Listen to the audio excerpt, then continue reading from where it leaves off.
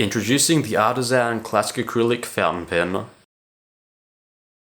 Okay guys, so this week I want to talk about vintage fountain pens, something that I admittedly don't do much on this channel. I think maybe maximum I've talked about 3 vintage pens, maybe. I've done the Wingsung 223 from the 1990s, which was frankly terrible. I've done my great-grandfather's 1950s Schaefer flat top, and I think that's probably it from the 1900s. So for the most part, we are in uncharted waters here, so I apologise if I do get something a little bit wrong. But one thing that I know I'm not going to get wrong is the general consensus in a lot of people from the fountain pen community is we are definitely past the golden age of fountain pens. I think a lot of people say the 1950s, 60s, 30s or whatever is certainly the golden age of fountain pens. It's obviously when people used fountain pens, they were the norm or slowly fading out, and that's when some of the best pens were made. And there's certainly a difference between the pens that were made back then compared to the pens that are made now. And I tend to agree with them. I've used a 1970s Montblanc 146, I think. And I also own a 2018 Montblanc 146, and there is certainly a big difference in how the pen writes. They obviously used different alloys back then, and the pen has more springiness, and the nib is ground so much nicer. There is certainly a difference. One thing that is keeping me back from getting into vintage fountain pens though is the fact that getting into it is a little bit harder because they're not as common to get really good condition vintage pens, and generally speaking, if you want to get a good condition vintage fountain pen, they're going to be more to get into, more to buy anyway, than say your cheap pen from China. Though that's not the case with this. This is the Reform 1745, and I'm going to go out on a whim and say this is probably the most common and most affordable vintage fountain pen you can probably buy on the market today. This fountain pen is everywhere. If you go into eBay and type in vintage fountain pen, you're probably going to see this. I've seen these on eBay Australia heaps. Ever since I got into fountain pens, I've seen this sort of pen on eBay, and considering that this is a German pen, seeing this on eBay, all the time just shows how many of these that they made. The Reform 1745 is a German fountain pen made by the company Reform in, I think, the 70s all the way to the 90s, and it was designed to be a workhorse fountain pen aimed at students. And as a result, they made millions of these things. And even today, you can find these on eBay, either used or even sometimes brand new. Even rarer, sometimes people will find boxes of these things in brand new condition, and they sell them, and they're really not that much. In fact, I went on eBay not too long ago, and I saw these for sale for $10 to $25. That's really what we're saying for a pen that, when you look at it, has quite a number of features that you just don't find on cheaper fountain pens that you find nowadays. Example. So what I have here is a Pilot 78G, the first fountain pen that I ever bought, and at the time it was a pretty affordable fountain pen. And this pen is really bare bones. It really is. It has a nib, a plastic feed, and that's about it. And compare it to this, a similar workhorse, I guess, because this is a cheap workhorse. This pen has so many features that you just wouldn't find on this, or in fact any cheap Pilot pen. So let's go through it. First of all, the green body. The green body, obviously, it's a bit of an outdated look, but when you actually look at the pen, it has some pretty cool features, like, first of all, an ink window, which also means that this pen also is either eye-dropped or has a piston. And the cool thing is, this is a piston pen.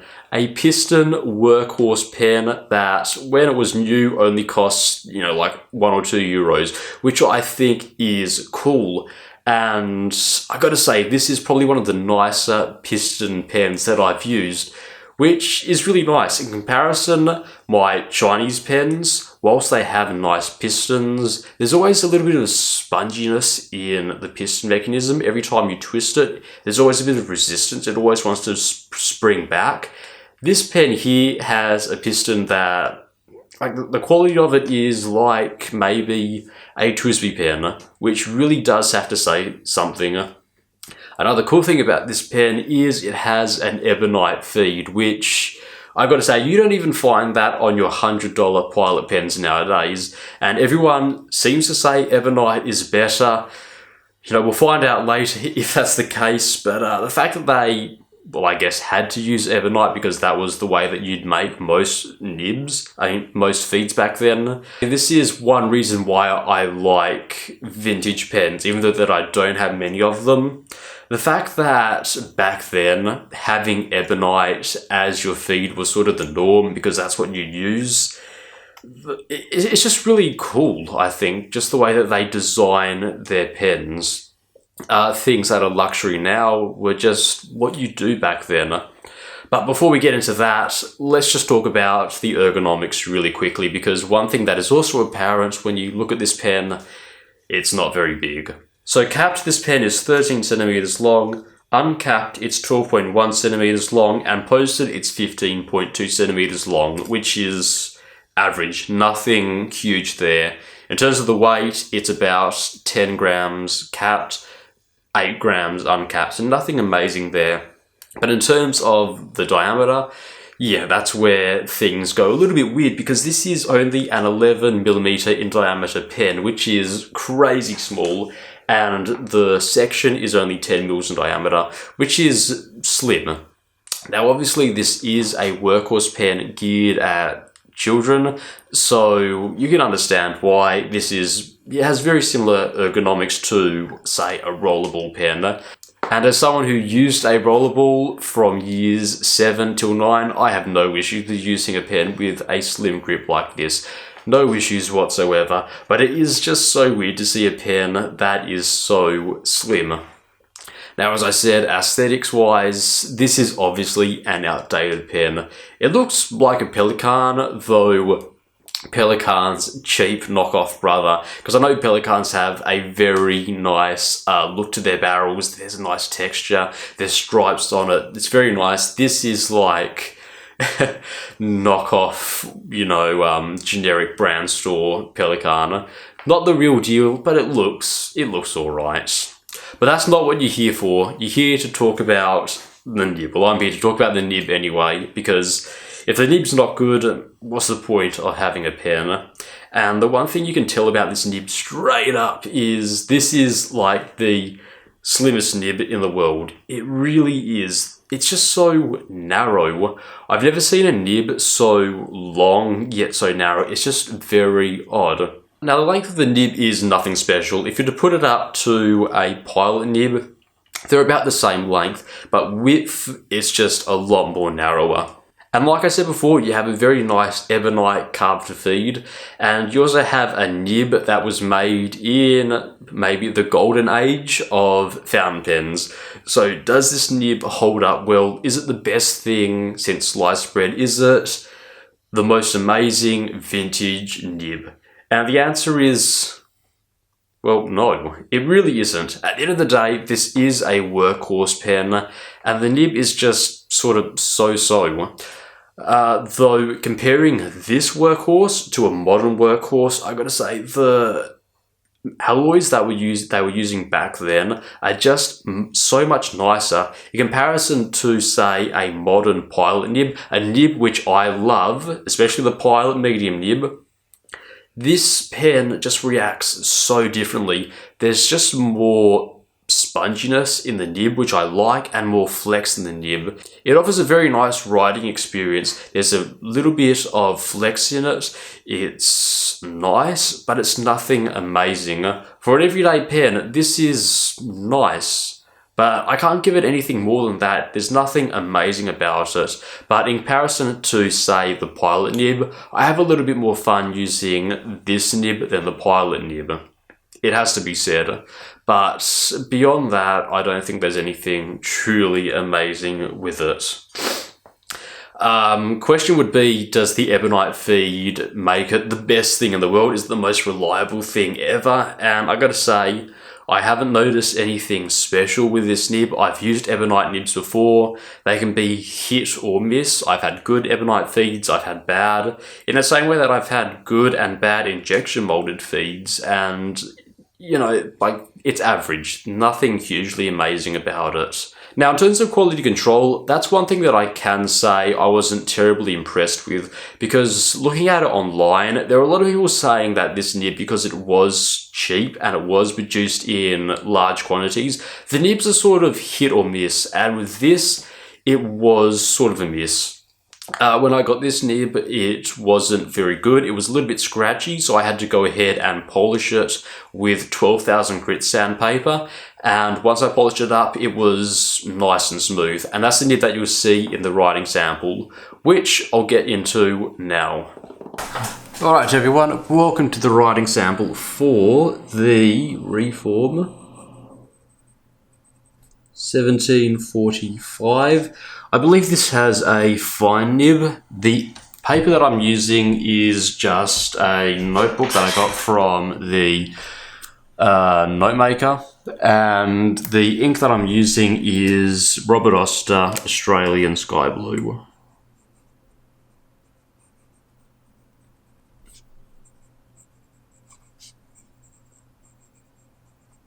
So, quick writing sample.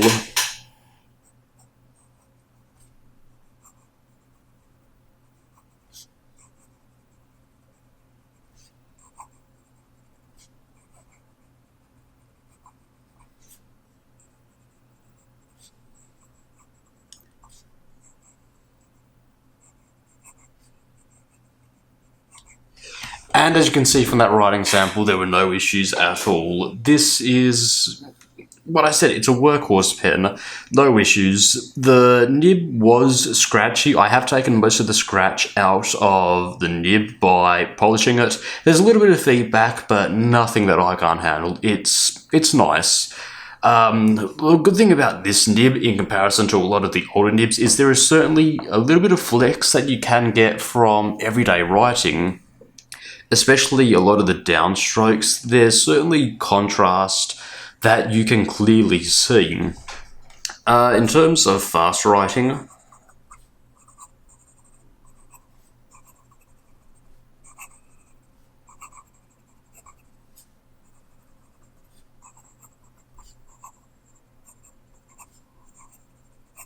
it really does a good job at keeping up with fast writing. That is one good thing about this feed. It keeps up very, very nicely. In terms of actual flex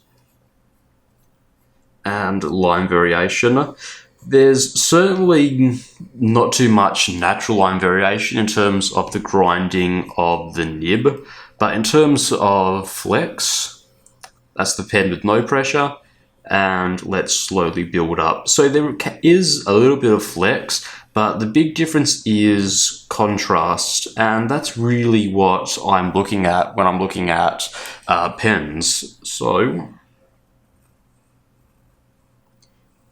you get some very nice line variation. In terms of wetness, not too much wetness on the side stroke, which is one thing that is a little bit of annoying, but on the downstroke, it's pretty wet. In terms of reverse writing, it actually writes really well in reverse, which is odd for a Western pen. So let's get into the conclusion for the Reform 1745. And it's going to be a little bit hard for me to come to a real conclusion to this pen, just because, I don't know.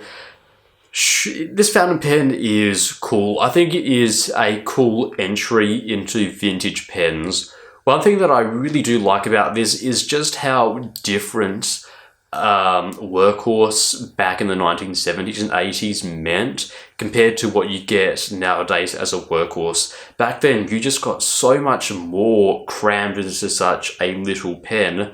You know, proper piston and ebonite feed, and a nib that has a little bit of character to it, compared to nowadays where it's just plastic injected molded feed, plastic injection molded pen housing, and a simple stamped out nib.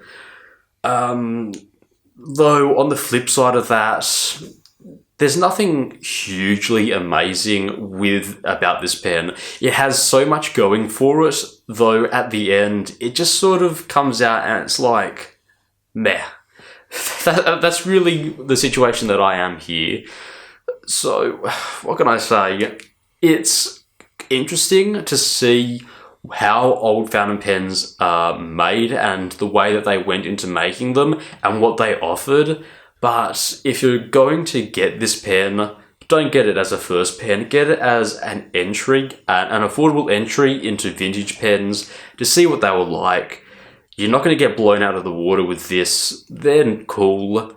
You'll never write with this as an everyday carry pen, but they are really interesting. I sort of hope that makes sense in English. And with that, thank you very much for watching.